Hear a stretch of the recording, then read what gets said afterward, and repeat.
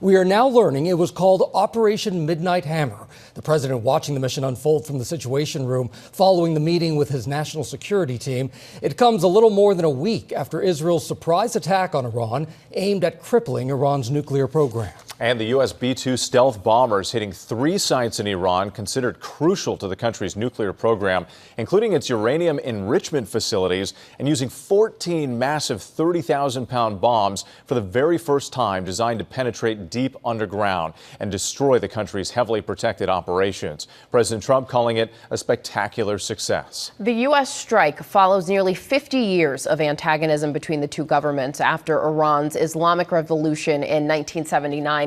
And it follows decades of warnings from Israel that Iran was on the verge of making nuclear weapons. A news conference was held just moments ago from the Pentagon.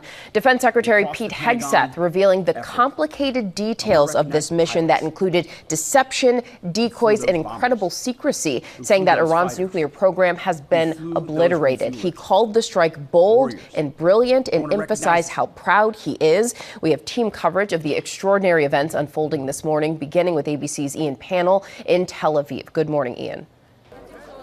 Yeah, good morning, Janae. This is one of the impact sites for the Iranian barrage on Israel. We're in northern Tel Aviv, just a few hours after America struck 3 nuclear sites inside Iran. This, as you can see, was a residential complex. No military targets here.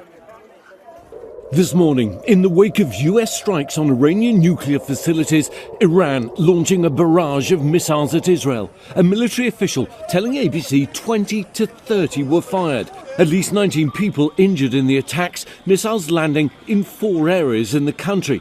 In the port city of Haifa, rescuers searching for survivors in this damaged building. And we were in Tel Aviv as the alert sounded. The air raid siren has just started to sound. We're getting reports that Iran has fired ballistic missiles. At least one of those missiles making a direct hit in the city. First responders scrambling to the scene. Residential buildings reduced to rubble. We went there too. This was Iran's response to American bombing of 3 nuclear sites inside the country. Within a few hours, the sirens rang, the bombs landed, and you can see the chaos here on the ground as Israel starts to count the numbers injured and the numbers killed. Iran claiming it targeted the main airport and a biological research center. President Trump announcing the US military struck 3 nuclear sites, Fordo, Natanz and Isfahan, calling the attack very successful. ABC News geolocating this video showing flashes of light and distant explosions in the direction of the Isfahan nuclear facility. The operation carried out by multiple B-2 bombers, according to US officials. The B-2s are capable of flying more than 40 hours and refueling mid-air. They're also the only aircraft that can drop the 30,000-pound massive ordnance penetrator bombs, known as bunker busters, considered the best chance of penetrating Iran's deep underground nuclear facilities. These satellite images taken before the attack at Fordo, capturing the site from above. A US official confirming a number of bunker busters were dropped. And a number of Tomahawk cruise missiles were also fired at targets inside Iran from a US Navy submarine. Now, Iranian authorities and the International Atomic Energy Agency reporting there are no signs of radiation leakage around the 3 sites, adding residents nearby are safe.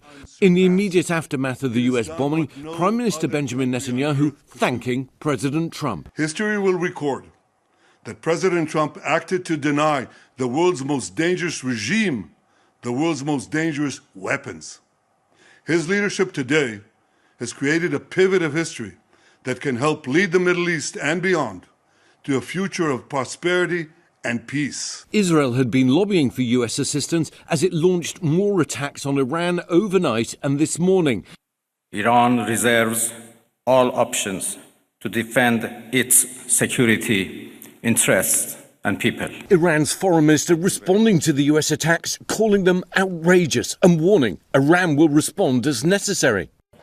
Well, the Iranians vowing revenge, laying the blame on America throughout Israel's bombing campaign for supporting Israel. Meanwhile, the Israeli Defense Forces have been speaking, saying they need to do a battlefield assessment. In other words, work out exactly how successful the US bombing was. They were asked whether or not Iran had moved this potentially dangerous, highly enriched uranium from the Fordo site that the US bombed. The answer was it's too early to say. They still need to look at it.